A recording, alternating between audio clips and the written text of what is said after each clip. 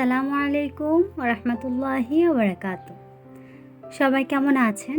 আশা করছি মহান আল্লাহ তাআলার অশেষ রহমতে কাছে কিংবা দূরে, দেশ অথবা দেশের বাইরে যারা আজকে আমার ভিডিওটি দেখছেন সবাই অনেক বেশি ভালো আছেন। আলহামদুলিল্লাহ আমরাও ভালো আছি। তো সবাইকে প্রথমে ঈদ মুবারক জানিয়ে নিচ্ছি। যদিও এটা ছাড়তে একটু দেরি হয়ে গিয়েছে, কিন্তু যেহেতু এটা ঈদের দিনের ব্লগ, তো সবাইকে ঈদ মোবারক। আর সবার ঈদ কেমন কেটেছে সেটা কিন্তু আমার সাথে শেয়ার করবেন অবশ্যই। ঈদের আগের রাতের প্রস্তুতি ছিল। ঈদের দিনের জন্য এখানে আমি ফিরনি রান্না করছি। আর যে টিভিটা প্রথমে দেখেছেন সেটা কিনে আনা হয়েছিল।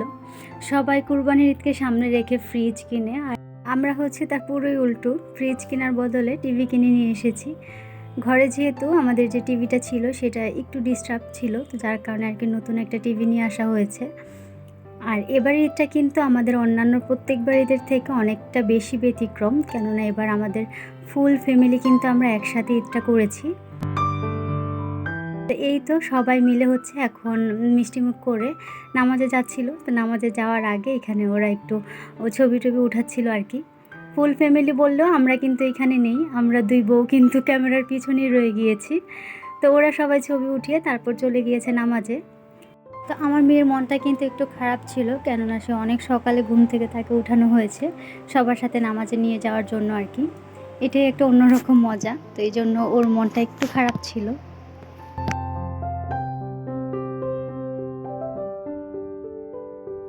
এখন এই মুহূর্তটাতে এসে অনেক বেশি কষ্ট হচ্ছিল, একদম চোখ দিয়ে আমাদের সবার পুরো পানি চলে এসেছিল। আসলে তারপরেও কিছু করার নেই, এটা আল্লাহর নামে যেহেতু কুরবানি দেওয়া হচ্ছে। আর এই যে একটা প্রাণের প্রতি মায়া মমতাটা, এটাই কিন্তু আসলে কুরবানির আসলে একটা এই ভালোবাসাটা না জন্মালে কিন্তু কুরবানির যে ত্যাগটা সেটাও বোঝা যায় না। তো এবার একদম চোখের সামনে থেকে অনেকটা বেশি কষ্ট লাগছিল। এর আগেও তো কুরবানি দেখেছি, কিন্তু নিজের কাছে যেহেতু ছিল না, তো যার কারণে আর কি ভালোবাসাটাও এত একটা বুঝতে পারিনি। কিন্তু এবার আমাদের গরুটা আমাদের বাসায়ই ছিল। তো এখানে সবাই মিলে এবার তো কি করবে এটা তো বুঝতেই পারছেন, আর সেটা নাই বা বললাম।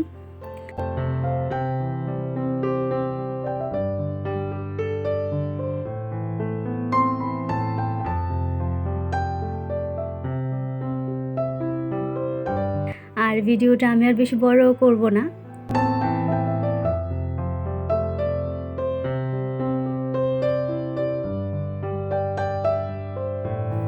তো যাই হোক, তার পরবর্তীতে কী হয় এটা তো সবাই জানে, সেটা আর দেখালাম না, আর ভিডিওতে এগুলো দেখানোটাও ঠিক না।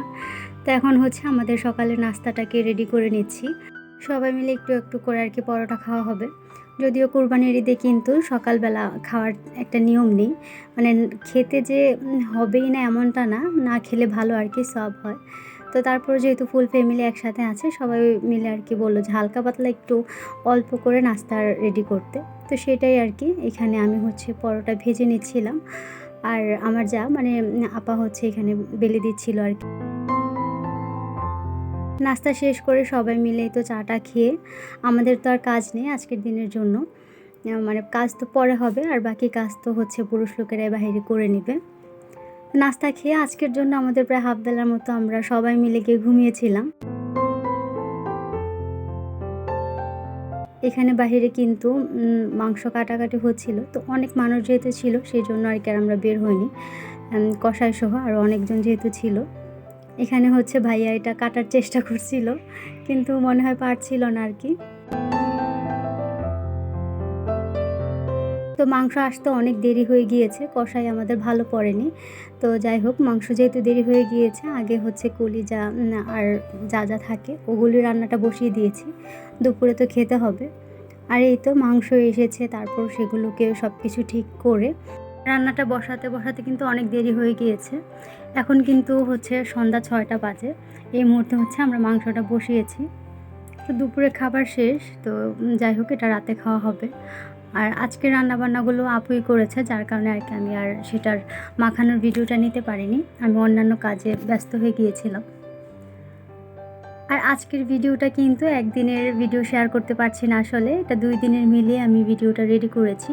তো আশা করছি আপনাদের কাছে ভালো লাগবে। তো আগেই বলেছি সবাই মিলে যেহেতু একসাথে ঈদ হয়েছে, অনেক বেশি আনন্দ হচ্ছিল। মানে ভিডিও ক্লিপ নেওয়ার কথা আর মনেই ছিল না। তো ঈদের ব্লগটা কিন্তু একদমই ছোট হয়ে গিয়েছে। তো এটা ছিল ঈদের ৩য় দিন, সবাই মিলে ঘুরতে গিয়েছিলাম। সেটারই ছোট, ছোট কিছু ভিডিও আপনাদের সাথে শেয়ার করছি।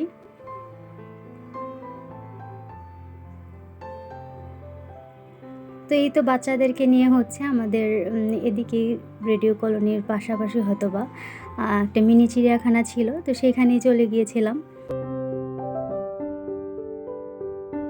এটা মোটামুটি একটা বেশি বড় বলা চলে না, মোটামুটি আকারের একটা চিড়িয়াখানা। আর আমরা অনেক বেশি হাসাহাসি করছিলাম, কেননা যাওয়ার পরে এটার মধ্যে গরু, ছাগল, হাঁস, মুরগি দেখে আমাদের অনেক হাসি পাচ্ছিল যে অনেক বছর আগে যখন গিয়েছিলাম তখনও মানে এগুলো ছিল। তো এগুলো তো আস্তে আস্তে ওরা একটু উন্নতির দিকে নিতে পারে, সেটা করেনি। তো যার কারণে আর কি আমরা দুজন মিলে খুব হাসছিলাম। শুধু যে গরু, ছাগল, হাঁস, মুরগি ছিল এমনটা কিন্তু না, অন্যান্য জিনিসপত্রও ছিল, কিন্তু ওগুলোকে দেখে কেন যেন হাসি পাচ্ছিল। আর এখানে তো ওরা ভাই বোন খুব খুশি, যা যা পেয়েছে সবগুলোতে ওরা উঠেছে। তো ওদের খুশিটাই মেন, মূলত তো তাদের জন্যই যাওয়া। তো আজকে যারা আমার ভিডিওটা দেখছেন, আমার প্রিয় ভালোবাসার আপু ভাইয়ারা, সবার কাছে একটাই রিকোয়েস্ট থাকবে, যারা এখনও আমার ভিডিওটা দেখছেন কিন্তু লাইক করতে ভুলে গিয়েছেন, প্লিজ ভিডিওতে একটা লাইক দিয়ে দিবেন। আর চাইলে কিন্তু আমার চ্যানেলটিকে সাবস্ক্রাইব করে অল বাটনটি ক্লিক করে পাশেই থাকতে পারেন। এতে করে আমি যখনই ভিডিও আপলোড দিব নোটিফিকেশান আপনার কাছে পৌঁছে যাবে, আপনি আপনার সময় করে দেখে নিতে পারবেন। আর যারা যারা অলরেডি এই কাজটি করে দিয়েছেন সবাইকে অসংখ্য অসংখ্য ধন্যবাদ জানাই।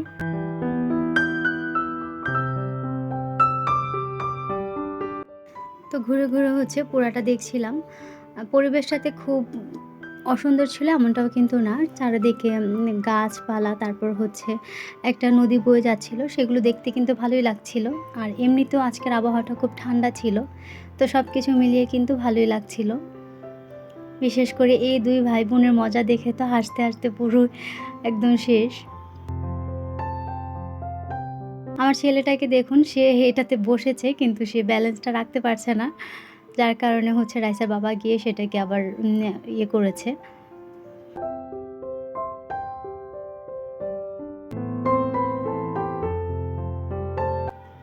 স্লিপারে চড়া তাদের একদম শেষই হচ্ছে না, যখনই দেখছে তখনই এটাতে উঠতে যাচ্ছে।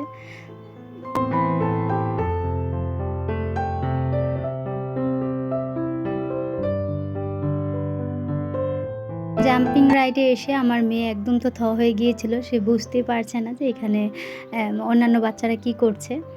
তো পরবর্তীতে ওকে বলা হচ্ছিল, কিন্তু সে হয়তোবা একটু ভয় পাচ্ছিল। তো পরে ওর ভাইয়াকে যখন পাঠিয়েছি তখন তো সে অনেক খুশি। আর এই তো দেখুন কিভাবে লাফাচ্ছে। এতক্ষণে গিয়ে সে বুঝতে পেরেছে যে আসলে জাম্পিং রাইডের আসলে আনন্দটা কী। তার আগে ওকে বলছিলাম কিন্তু সে বুঝতেই পারছিল না। আর এখন কিভাবে লাফাচ্ছে দেখুন।